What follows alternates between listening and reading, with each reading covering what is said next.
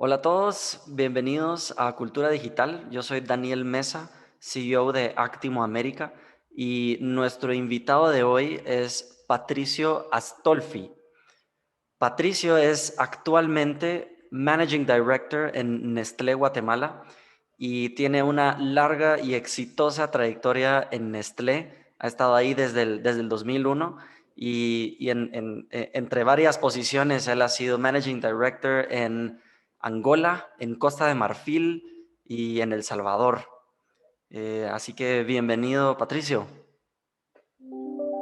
Hola, ¿qué tal? Muchísimo gusto estar con vos, Daniel, en el día de hoy.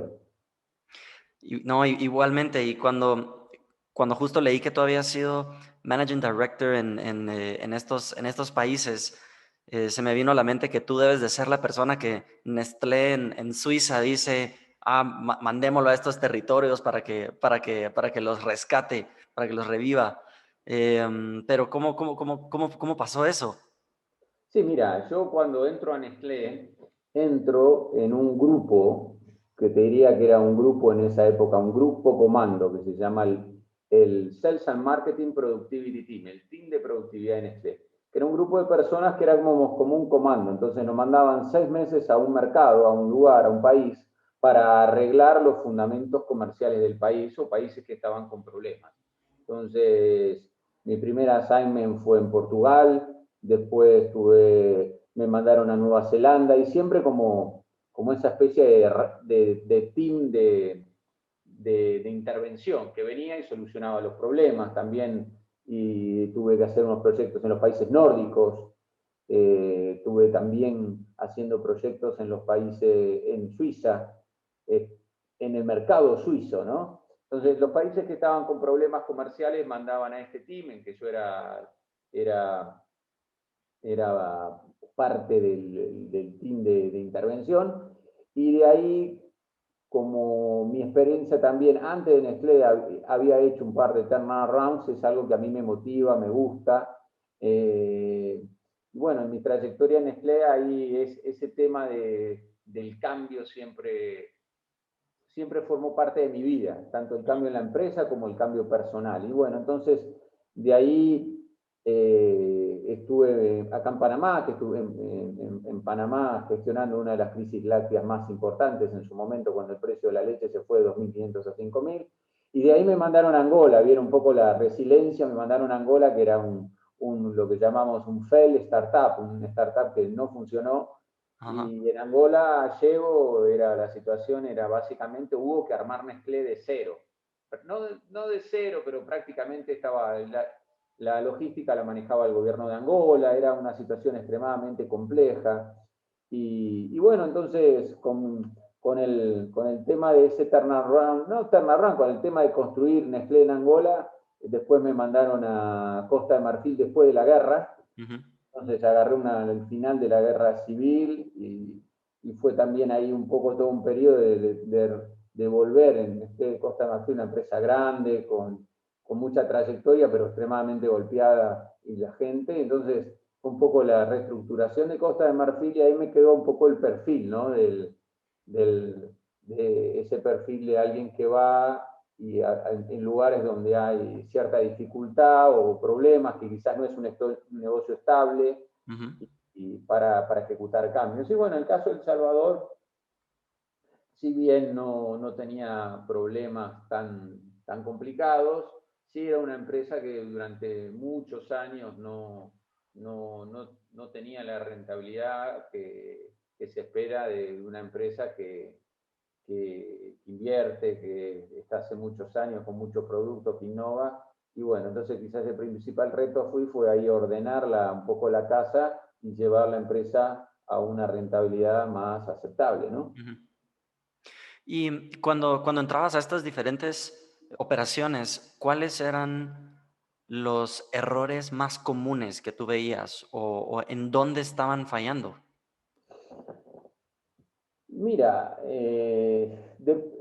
son diversos, ¿no? En el caso hay alguien que dijo, bueno, primero está el tema de la estrategia. Si vos tenés mal la estrategia o mal las bases, independientemente de todo lo que hagas después, es como el ratoncito que corre en la rueda, se queda en el mismo lugar, ¿no? Ujú. Entonces, en el caso de Angola, creo que el principal problema que tenía la empresa es que le habíamos dado la logística al gobierno de Angola, un gobierno que era completamente, era en ese aspecto, dada la situación, era muy complicado que nos maneje la logística. De hecho, nos faltaban 200 contenedores, no sabíamos dónde estaban. 200. 200. Wow. Imagínate la situación. Entonces, yo creo que ahí fue un poco poner orden. Y yo en mi inicio de carrera trabajé mucho en proceso, entonces es un poco el tema del orden. En Ujú. el caso de Angola, que está viendo un boom económico, entonces el problema no era tanto más de ventas, sino era más de cómo gestionabas la complejidad. Y en una empresa que tenía mucha complejidad para los recursos que tenía para generarla. Ese fue el caso de Angola. En el caso, no sé, cada caso tiene su particularidad. Uno con la edad y con la experiencia se va dando cuenta cada vez más, eh, independiente de la importancia del liderazgo, ¿no? Y de los equipos. Uno creo, quizás yo al inicio de mi carrera, cuando era más joven, Ujú. me enfocaba quizás mucho más en los procesos. Este, y ahora me enfoco mucho más en la gente que hace funcionar esos procesos. Ya, Entonces es un poco también aprendizaje que uno tiene a lo largo de su carrera, ¿no? claro. Y cuando dices, a ver, si quieres, cuando tú entras a una nueva operación, entras con un equipo que ya estuvo ahí, ¿correcto? O sea, tú Exacto, llegas y todos ya están ahí, ¿correcto? exacto, exacto. Ok. Bueno, este es el primer, yo te diría el primer desafío de todo líder o manager. Vos lo primero que tenés que tener en cuenta es tener la gente correcta en el lugar correcto. Ujú. Que la gente que esté haciendo las posiciones estén correctas y tenga las cualidades para lo que se quiere lograr, ¿no? Como viene funcionando, si lo que se quiere lograr. Y eso depende mucho de lo que te encontrás. Ujú. Yo vuelvo a casos extremos. Yo me encontré con Angola, eran 33 empleados en Nestlé y a 26 los tuve que echar, Ah, sí. y principalmente por robo, Wow. fraude, por problemas de integridad. Y bueno, después cuando yo me fui, habíamos contratado más de 120 personas, pero o sea, ese recambio de la gente, yo creo que es importante. Mm. En- Me pasó también lo mismo en Costa de Marfil, tuvo que hacer una reestructuración de 120 personas que ya, viste, por distintas razones que después, cuando se dio el crecimiento de todas estas empresas, siempre que yo me fui de un país, terminé quizás con más gente de la que había llegado, pero porque se generó crecimiento, ¿no? Sí. Entonces uno puede decir que la rentabilidad por empleado siempre aumenta, dice aumentar, siempre Ujú. aumentó, pero, pero, tener la gente adecuada. En el caso de acá de Guatemala, yo llegué y la verdad me encontré con un equipo gerencial fenomenal, entonces básicamente prácticamente no hice cambios, sino los cambios estaban más ligados no tanto a las personas, sino a, a los objetivos y a lo que se buscaba lograr. Sí. En Salvador hice cambios menores también, había un buen equipo, pero en Salvador tuve que poner, como decir, la gente correcta en el lugar correcto, estaban como misplaced, en lugares Ya. equivocados. Acá en Guatemala te digo que me encontré con un equipo gerencial, un equipo muy bueno, entonces básicamente los desafíos eran más de otro tipo, de Claro. cómo trabajar como equipo, motivados y tener las prioridades bien claras. De nuevo, volvemos a que si las prioridades no son claras, terminás agotando a todo el mundo, principando al equipo, la gente, porque de nuevo ven que sus esfuerzos no dan fruto. Entonces no hay cosa más frustrante que uno se esfuerce y sus esfuerzos no tienen una contraprestación. Ujú. No solo económica, sino también moral, si quieres, o de self-esteem, de amor propio. Sí. Sí, no, y sí tienes que tener mucha estabilidad mental para tomar, ahorita estoy hablando más de ti, para tomar decisiones como, como hacer el cambio del 80% de una oficina para que las cosas funcionen. O sea, sí, sí tiene que ser una decisión muy difícil en el momento. Sí, ojo que eso se fue dando con el tiempo. El tema que lo que yo como quizás como líder de organización, hay dos temas que para mí son fundamentales. El primero es la justicia. Ujú, Uno tiene que ser justo con todo el mundo.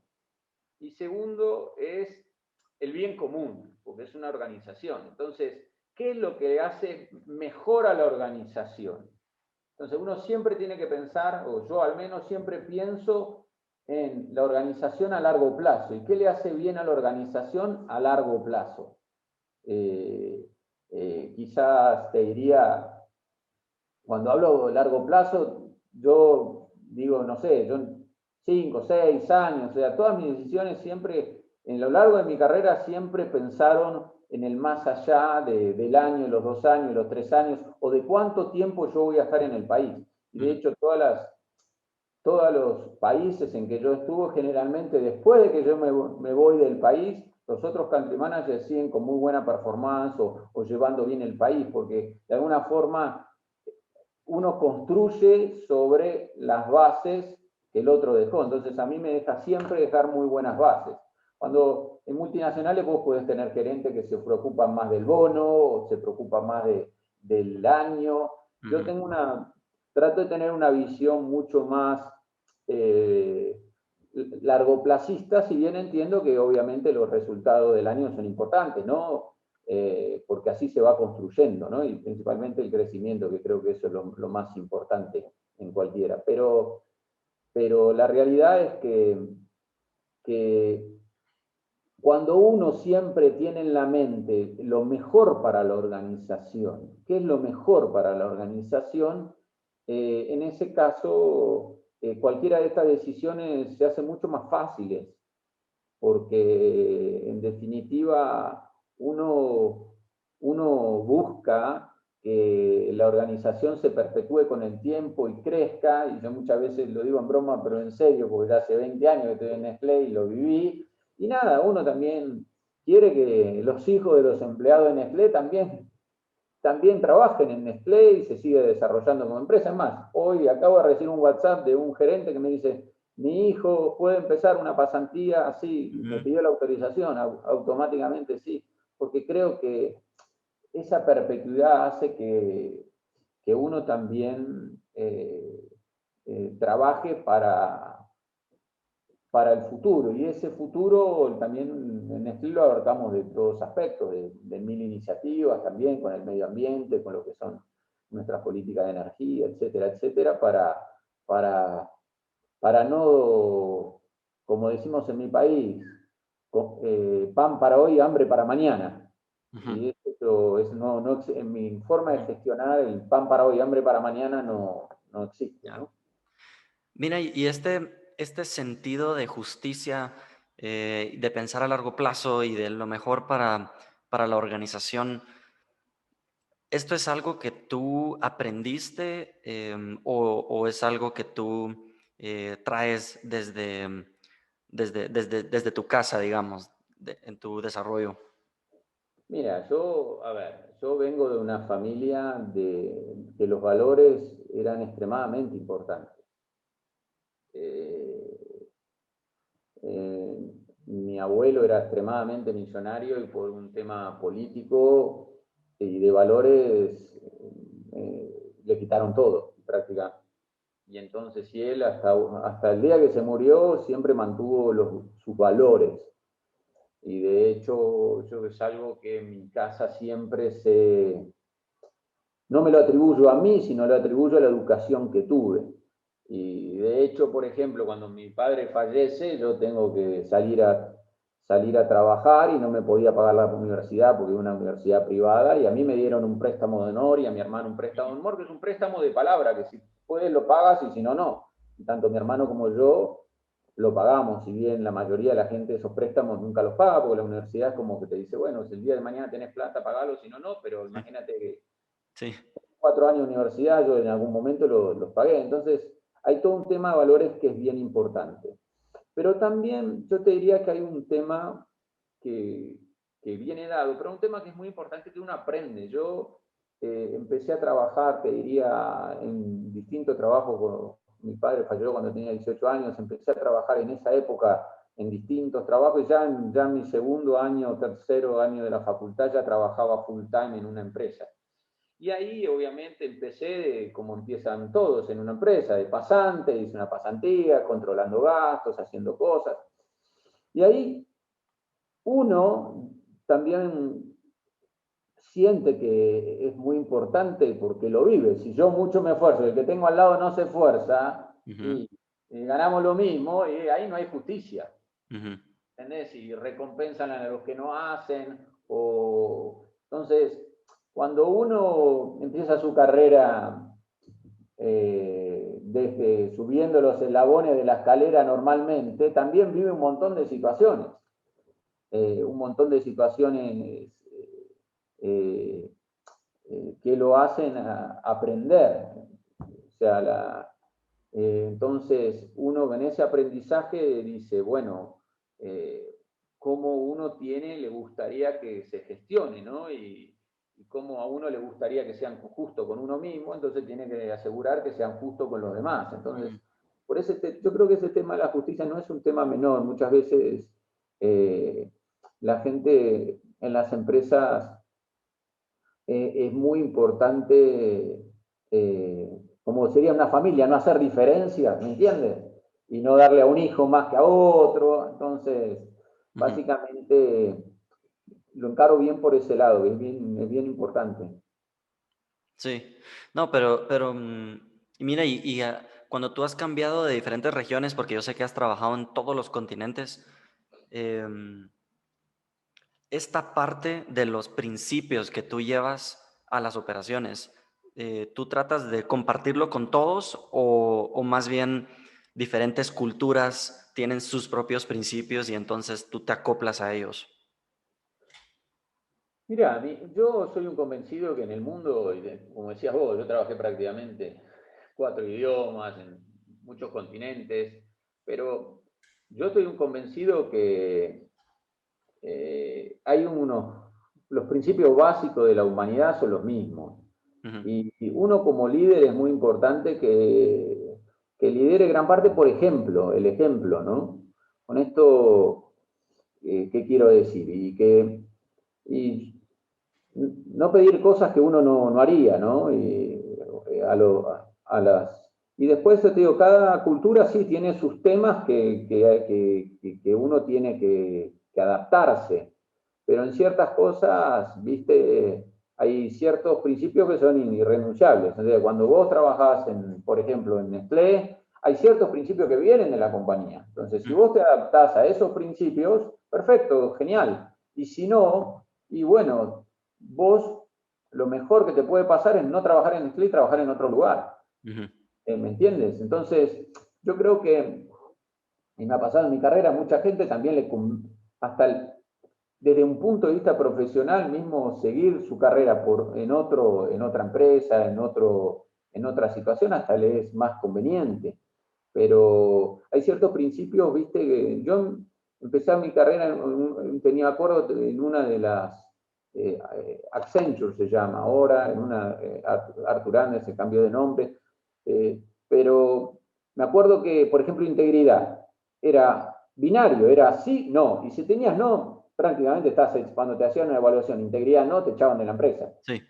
Entonces, hay valores que son comunes a toda la humanidad, y yo te digo que son más de lo que uno parece, y las diferencias son menos, y bueno, uno se adapta, hay cosas que uno a veces no, en países puedes hacer y otras no. Una cosa graciosa que te cuento, por ejemplo, en Ujú. Angola, era muy común que un hombre tuviera 3, 4 mujeres. ¿Por ¿Así? qué? Porque como estuvieron 27 años en guerra, se murieron todos los hombres, entonces las mujeres compartían los hombres. Entonces, era muy común que, bueno, no, mi marido me toca el martes, me toca el jueves.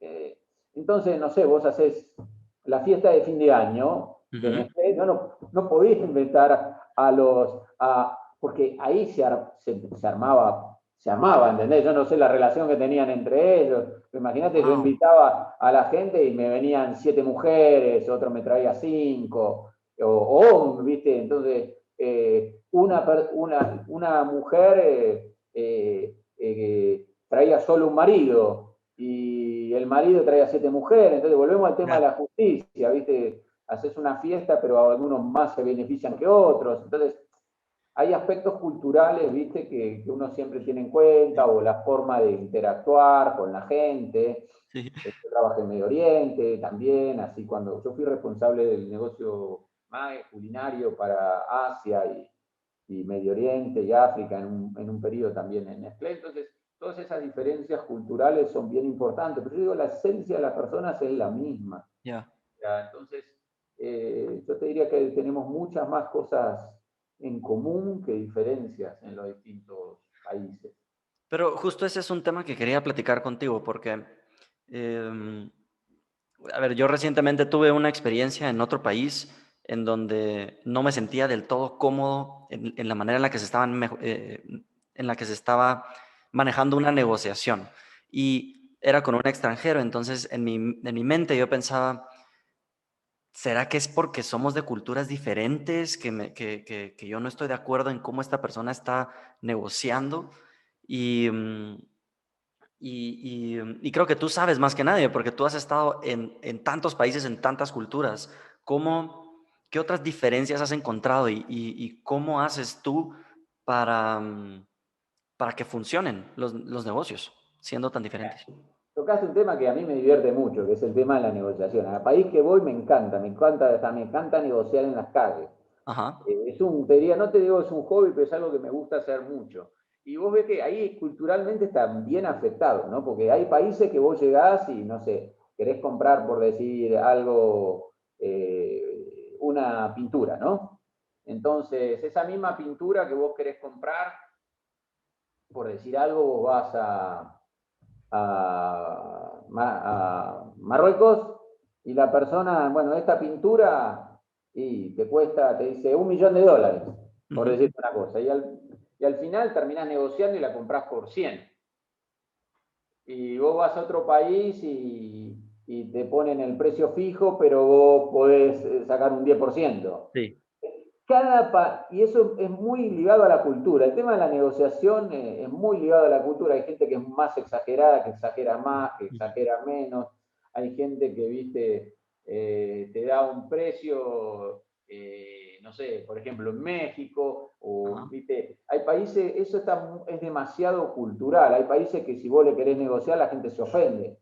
Es decir, vos vas a un precio, el precio es 10 y no sé, vas en Suiza, el precio es 10 y vos decís, no, te doy 9 y el tipo se ofendió, andate de mi negocio. Entonces, ujú, el tema de la negociación a mí me divierte mucho, es muy cultural, yo creo que ahí es donde muchas veces la gente se expresa libremente y hay gente que nada, que se sienta, quieren que gestionar la relación antes de empezar a negociar, entonces te sientan, te invitan a tomar un té. Yo trabajé también 6 meses en Japón, entonces eh, eh, cada cultura tiene su twist, pero yo te diría, cuando uno gestiona personas ujú, y las personas tienen más particularidades que más cosas en común que diferencias. Sí hay que tener, como decís vos, diferencias. Por ejemplo, en Japón, yo en algún momento estuve a cargo de desarrollar una metodología de precios para Nestlé y lo hicimos en Italia, en Brasil y en Japón. Y básicamente en Italia el approach que tuvimos es decirle, miren, estimados, hicimos todos los cálculos econométricos, bla, bla, bla, estos son los precios que vos tenés que poner en ujú, en el mercado. A la gente le hizo sentido, ¡pum!, lo implementamos. ujú, En Brasil fue medio parecido, pero en Japón el approach es si yo iba con la solución, quizás ellos se lo tomaban mal. Un extranjero viene con la solución, me viene a ujú. decir cómo hacer negocios en Japón. Entonces, ¿qué tuvimos que hacer? Y lo que tuvimos que hacer es, bueno, de forma muy formal le pedimos al departamento de marketing que diera su opinión sobre los precios y eso lo pusimos en un simulador. Le pedimos al departamento de venta la opinión sobre los precios y lo pusimos en un simulador. Y después que fuimos simulando los impactos de los distintos cambios de precio, entre el conjunto buscamos cuál sería la solución óptima y todo el mundo de acuerdo y encontramos la solución óptima. Ya. La solución óptima yo la sabía el primer día, ¿entendés? Porque hicimos todos los Sí. modelos econométricos, ya sabía el primer día la solución óptima. Pero ¿cómo llegaste a esa estrategia? O sea, ¿cómo Pero sabías que tenías que hacer eso? y bueno, ahí es un poco, uno tiene que tener cierta sensibilidad cultural, ¿no? Entonces, cuando va a algún lugar y entonces uno tiene cierta sensibilidad cultural y uno tiene que estar un poco también, uno se va adaptando y dentro de esta adaptación, a veces con errores, con todo, a veces yo que sé, los argentinos de alguna forma a veces somos muy directos como hablamos o decimos las cosas así, y vos tenés culturas que, por ejemplo, es muy difícil que te digan que no, eso pasa. Entonces vos decís, hay que hacer esto, esto, esto, y todo el mundo sí, sí, sí, sí, en el fondo, en algunas culturas dicen, te digo que sí, pero pienso que no. Ujú. Otras culturas te digo que sí, lo voy a hacer por más que esté equivocado. Otra cultura quizás te dicen, te digo que no, te empiezo a pelear y no se llega a ningún lado. Hay otra cultura que vos hasta decir lo correcto y te empiezan a hacer 15.000 cuestiones. Sí, Cada cultura, uno, eso yo te diría que cuando te empezás a adaptar un poco a la gente y a lo que es, y bueno, sin caer mucho tampoco en los estereotipos, pero uno se tiene que adaptar. sí. ¿Y dónde pondrías a Guatemala dentro del espectrum de decir que sí cuando es un sí y decir que no cuando es un no? A veces es difícil, ¿viste? En mi caso, vos pensás que cuando yo llego a Guatemala como gerente, director general de Nestlé Guatemala y Mahler, eh, nada, uno lo tiene que trabajar, porque quizás le cuesta a la gente decirte que no, Ujú. o, ¿entendés? Le cuesta, o quizás empiezan, fíjese, esta frase que Fíjate, arranca ahí, vos ya sabés, me comente, cuando claro. te dicen fíjese, vos ya sabés que ahí, ojo, yo al menos prendés las antenas, porque algo pasa, o viste, fíjese, o que no lo pueden hacer, o que tuvieron un tema, pero yo te diría que no deja de ser latino y somos extremadamente parecidos con los argentinos, te digo. Entonces, en ese aspecto, no. Pero sí hay países que nada, en Japón nunca van a contradecir al número uno. Entonces, Mm, ahí sí uno tiene que estar muy atento. ujú. Acá yo te diría que Guate, de alguna forma, hay ciertos, hay ciertos temas que uno tiene que estar más quizás atento, pero no deja de ser la impresión que tengo yo de gente que es fantástica, trabajadora, que quiere ir para adelante, emprendedora. Entonces, eso es lo más positivo. Y uno también, en mi caso, que trabajé en tantos países, uno siempre tiene que tener la cabeza, la mente orientado en ver, viste, medio vaso lleno siempre. Viste, el vaso lleno, medio vacío. Bueno, uno tiene que estar orientado, ver el vaso la mitad llena o tomarse lo que hay en el vaso sin preguntar. Ujú. Pero si uno a cada país que va siempre va a encontrar cosas que son más positivas, cosas más negativas. Yo me mudé de Suiza a El Salvador y la gente, te mudaste de Suiza a El Salvador, es como que fui del paraíso al infierno. Y la verdad que no, no es así, porque Suiza tiene sus cosas buenas, pero también tiene sus cosas malas, y El Salvador tiene sus cosas buenas, tiene sus cosas malas, como todo en la vida, ¿no? Y después está dentro de cada uno las preferencias de cada uno. Si a uno le gusta más que el vecino se le queje todo el día porque uno hace ruido, o que el vecino te invita a comer a la casa. Y bueno, el Sí, vecino, ¿viste? Ahí, y bueno, eso es un poquito también lo que uno en cada país se encuentra, y yo trato de buscar siempre lo lindo, lo positivo que hay en cada lugar, ¿no? sí, sí, sí, tienes toda la razón. Mira, quisiera regresar a un tema que habíamos tocado antes, que es llegar a una oficina, a una operación nueva, a hacer cambios. Y el tema es que es muy diferente uno tener una posición de liderazgo en una empresa que uno construyó desde cero y en donde uno contrató a todos, versus cuando te contratan para ser gerente en una empresa que ya existe. Me da curiosidad si tú tienes digamos, algún plan de qué haces durante los primeros 90 días, por ejemplo? O qué consejo le darías a un nuevo gerente que está con un nuevo equipo? Mira, yo no sé, el tema de los 90 días está muy de moda, ¿no? O no de moda, pero es algo que, viste, los americanos siempre de los primeros 100 días, los primeros Ah, sí. 90 días. Yo te diría, uno tiene siempre que luchar también contra uno mismo, ¿no? Y el ser humano muchas decisiones difíciles les gusta procrastinar, postergarlas, no hacerlas. Yo creo que es extremadamente importante eh, en cualquier organización el crecimiento. Para mí la base de todo es el crecimiento. Entonces, vos no podés crecer si vos no tenés el equipo, la organización realmente al tope o realmente enfocada. Entonces, yo te diría que los cambios difíciles siempre hay que hacerlos al inicio, siempre, siempre, siempre. No podés postergarlos. Y eso es una lucha a veces interna. Yo llegué a Costa de Marfil y había que sacar, no sé, 120 personas, era un impacto importante. Y yo luché contra mí mismo. Uy, no, te parece, no lo quiero hacer, pero en el fondo yo sabía que era lo correcto. Y de hecho se me demostró porque la compañía creció, mejoró la rentabilidad, mejoró el crecimiento, terminamos de tomar más gente, lanzamos nuevos productos. Pero esa decisión había que tomarla. Entonces, yo te diría que, viste que hay un management, ¿no? Que habla de que cuando vos tenés que hacer algo, es como poner piedras, guijarros y arena en un frasco. No sé si eso Sí, lo escuchaste sí, alguna sí, vez. lo he escuchado.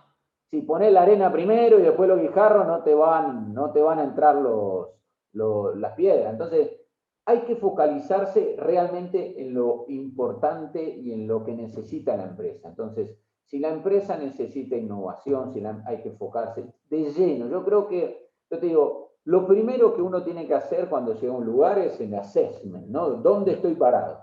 Sí. Y una vez que tengo claro eso, dónde estoy parado y con quién estoy parado, con qué grupo de management, hacia dónde quiero ir. Estas personas, este equipo, nosotros, podemos ir hacia allá, ¿qué nos falta? ¿Qué recursos nos falta? ¿Qué necesitamos? Y a partir de ahí armarte el plan. Pero ese diagnóstico lo tenés que hacer inmediato y ese diagnóstico te tiene que disparar un montón de acciones que algunas las tenés que implementar antes que después. Ahora, claramente, viste, las empresas multinacionales, muchas de estas son como las iglesias judías. No sé si vos escuchaste alguna vez hablar, o en alguna vez me contaron que las iglesias judías se construyen una arriba de la otra. Ujú. Sobre las cenizas, vos querés contar, la Ajá. mayoría una arriba de la otra. Por eso vos vas a Jerusalén y, no sé, tenés ahí las piedras una arriba de la otra de las iglesias porque se construyen una arriba de la otra. Y yo creo que las multinacionales es un poco así, en función de lo que dejó el otro, vos tenés que seguir construyendo.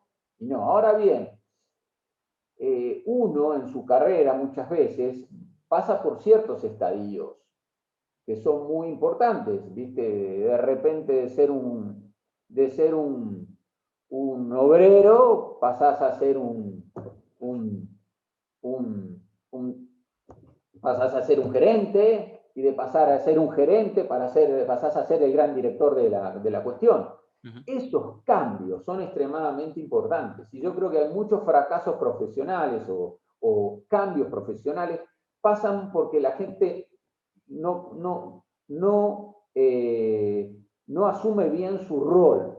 Entonces, por ejemplo, vos tenés un director que se trabaja como un gerente, está siempre en el detalle, o tenés un gerente que le vive haciendo el trabajo a los empleados. Ujú. Se sentía muchas veces confortable con eso. ¿Me seguís? Sí. Entonces, cuando vos hablás de lo que son emprendedores, y yo armé una empresa de internet, ctrack.com, si a alguno les interesa, ahí la pueden googlear, ctrack.com, hace muchos años, hace más de 25 años armé esa empresa.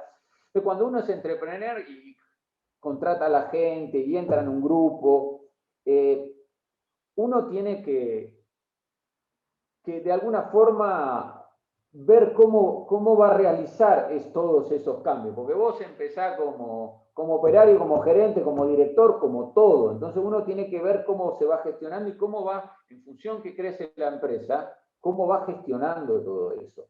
Y yo creo que es bien difícil. Vos pensás que hay gente que la hizo muy bien, como, no sé, Jeff Bezos. El Ujú. tipo empezó solito, creció y fue gestionando todo eso. Y hay gente que fracasa porque se llena de cosas, la mayoría, ¿no? Porque se llena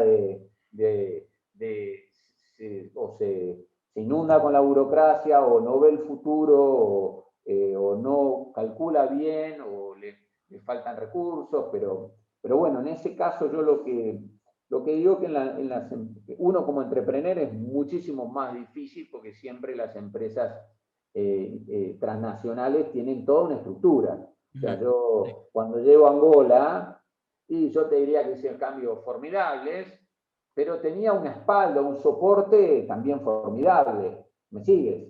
Muy diferente que si lo hubiese querido hacer sin todo el apoyo de Nestlé atrás.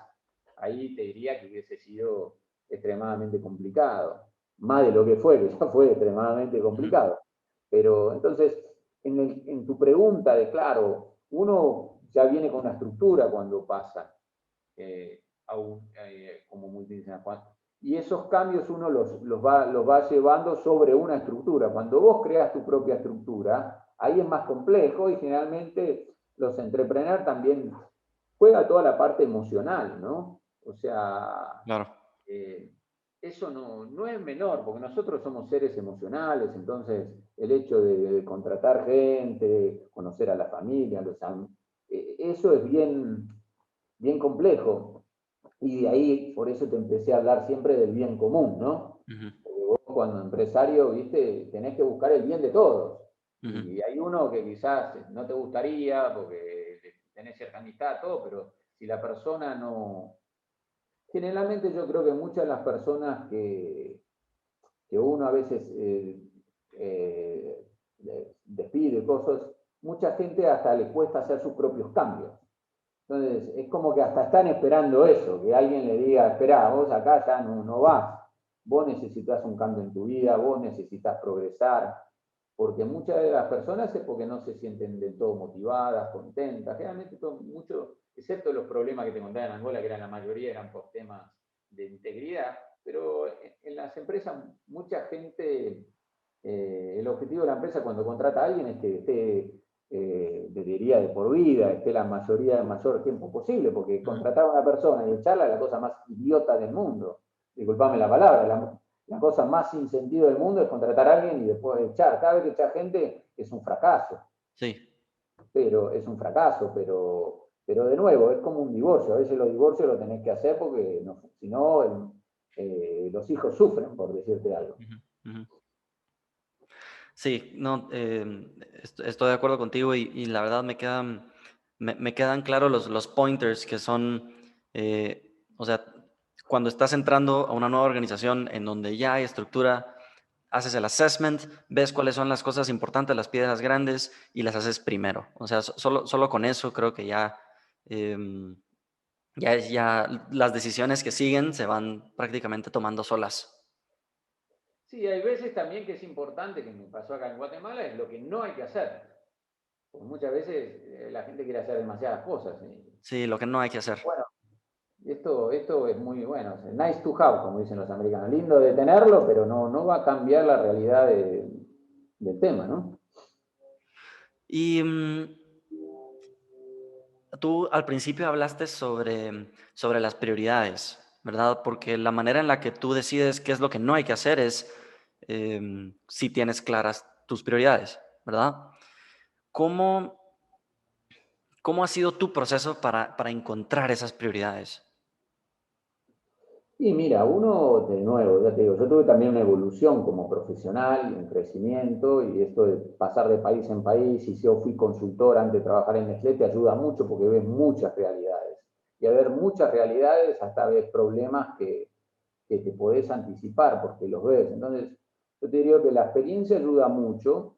Eh, yo creo que es muy claro, yo te diría que cuando uno está en la empresa, vos tenés básicamente tres objetivos que son, te diría que la gente los puede llamar de como quieran, le pueden poner el nombre que quieran a lo largo de la historia, pero uno es el crecimiento, otro es la competitividad, y el tercero, que es te diría, el fundamento de todos, es toda la relación de la gente y la organización. Entonces, ¿por qué crecimiento? Porque si la empresa no crece, muere. Todo el organismo que no crece, muere. Entonces, yo estoy convencido de eso, entonces es importante. Y cuando hablo de crecimiento, es crecimiento en ventas, en la gente, que la empresa se desarrolle. Después la competitividad, ¿no? O sea, no nos olvidemos que nosotros competimos contra otras empresas y si vos no sos competitivo, los consumidores no te eligen, no te eligen los consumidores, o realmente vos no generás los retornos financieros que hagan que todo esto funcione. Yo te cuento, yo estuve en Nestlé, que era más fácil agarrar, vender todo, poner la plata en un certificado de depósito, que hacer todo este tema de matarte con los clientes, con los esto, con los otros, los proveedores, toda la cadena de abastecimiento. Y yo, estimado, agarremos toda esta plata, la metemos en un plazo y vamos a ganar más plata que todas las cosas que estamos haciendo. ¿Me sigue? Entonces, sí, hay todo un tema que es importante, el tema del retorno, para que todo eso se justifique, todo el esfuerzo que uno hace, ¿no? Y te diría que el más importante está todo lo que vos haces relacionado con la gente, con la sociedad, con la comunidad. Entonces, eso uno forma parte de un engranaje. O sea, muchas personas en una multinacional se podrán, o en una empresa se podrán creer indispensables, pero la realidad es que nadie es indispensable y las empresas tampoco lo son, pero sí formamos parte de un engranaje que sí el engranaje es indispensable, porque si no la gente no come, si no la gente no se viste, si no no tiene electricidad, no, ¿entendés? Etcétera, etcétera, etcétera. Por eso es tan importante las empresas en una sociedad, ¿no? Entonces, habiendo dicho esto, el tema es que esas prioridades, le pueden poner el nombre que quieran, no cambian. Entonces, uno cuando llega a un lugar tiene que ver cómo lleva a cabo esas prioridades. Y entonces, en Angola yo las quería llevar a cabo, pero para crecer tenía que reducir la complejidad. Entonces, el cómo es lo que uno tiene que definir para, como decía muy bien vos, los primeros 3 meses, los 90 días, los 100 días. Porque no hay cosa más frustrante. No te olvides que la organización, uno como líder, tiene que marcar un rumbo. Y si vos a todo el mundo le estás cambiando el rumbo, ¿qué es lo que vas a pensar? Y este líder no sabe para dónde va. Yo, imagínate, soy el capitán del barco. Digo, bueno, un día vamos para el noroeste. Todo el mundo remando para el noroeste. Imagínate un barco a remo, así lo hacemos más dramático. Todo el mundo remando. Y después de 3 días de remar, no, ¿sabes qué? Vamos para el noroeste, no, vamos para el noreste. No, para el otro lado, a remar para el otro lado. Y llega un momento que la gente en el barco dice, bueno, estimado, yo ya estoy cansado de remar para cualquier lado, necesito remar 3 días, no vamos a ningún lado. Entonces, un poco ese es el tema de las prioridades, tenerlas correctas. Obviamente con las prioridades solas no alcanza, definir las cosas bien no alcanza, por eso ahí yo siempre digo, es fundamental la gente que va a hacer que todas estas cosas se hagan una realidad, ¿no? Sí, sí, claro. Gracias, Patricio. Y para ir cerrando un poco,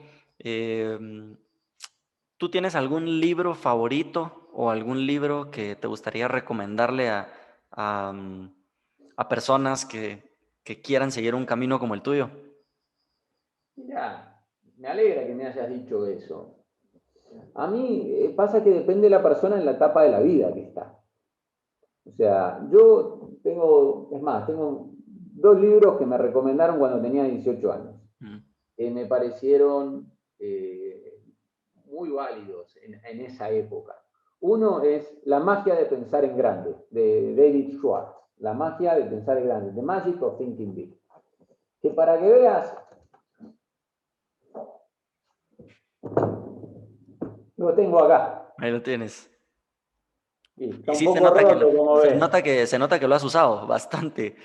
La magia de pensar en grande, porque si uno no tiene sueños, viste, en la vida uno tiene que soñar y apuntar a lo que quiere y Y bueno, la fe es muy importante. Dicen, la fe mueve montañas, es muy importante. Pero vos podés soñar, pero el otro que me dieron fue el poder mágico de la voluntad. O sea, si uno no tiene voluntad, es De muy difícil. Cloud, era Cloud Bistrol. Claude Bristol. Cloud Bristol. Son libros muy viejos, te estoy hablando que yo lo leí hace más de No, 30 años. pero sabes que los libros viejos son mejores porque si han sobrevivido y siguen siendo relevantes, probablemente vayan a seguir siendo relevantes por mucho tiempo.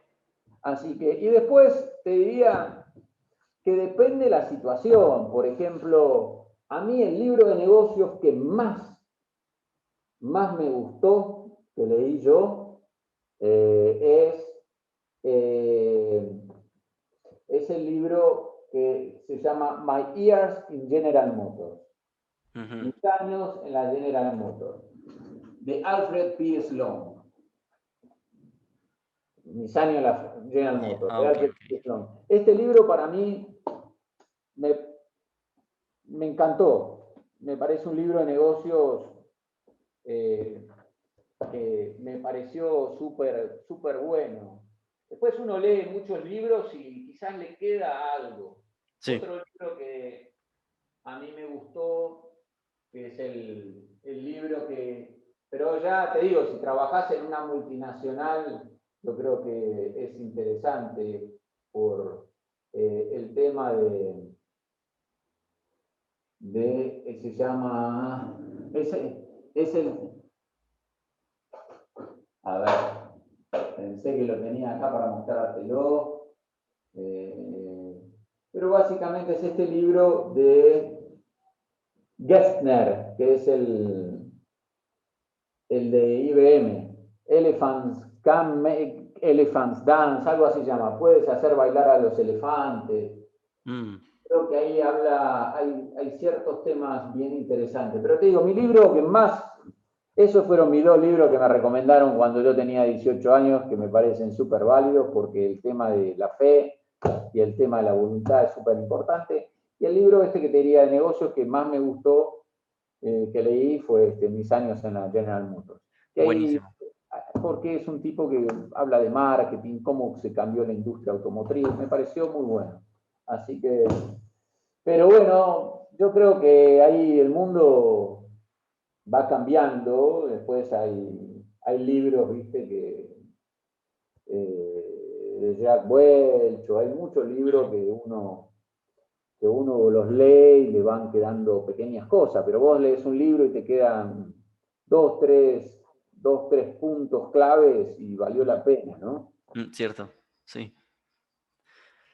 Buenísimo. Sé que estás, por cierto, para los que te quieran encontrar, estás en LinkedIn como Patricio Astolfi. Astolfi se escribe Astolfi.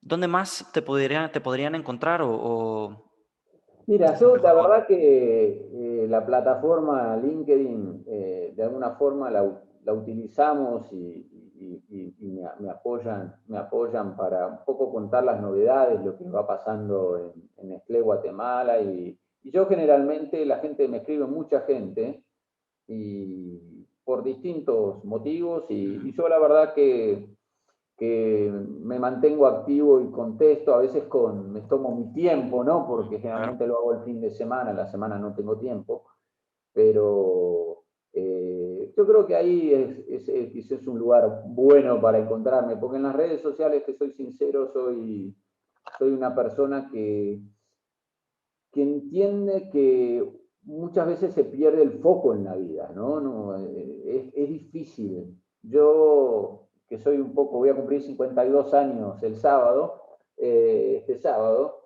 y nada, cuando yo era chico cumplía años y me decían feliz cumpleaños mi mamá con un beso, algún amigo con suerte en esa época me llamaban por teléfono. Bueno, 50 años después o 47 años después, hoy se fragmentó tanto la comunicación que es bien complicado, porque feliz cumpleaños, algunos te lo dicen personalmente, otros te llaman, otros te mandan un WhatsApp, otros te mandan un Facebook, otros te mandan algo en Instagram, otros te mandan un Messenger, entonces, otros te mandan un email, otros te mandan un email laboral, el otro un email personal. Entonces, la comunicación se fragmentó mucho. Entonces, yo te digo que estoy tratando de focalizar, entonces, temas más de comunicación, y el LinkedIn yo creo que es una herramienta buena, y yo la uso para también mantener al tanto a la gente de lo que va pasando, ¿no? Con Nestlé Guatemala y Malta. Excelente. Buenísimo, pues muchísimas gracias por acompañarnos, Patricio. Ha sido un gusto y espero poder platicar pronto. Igualmente, muchísimas gracias, Daniel. Cuídate. Igual.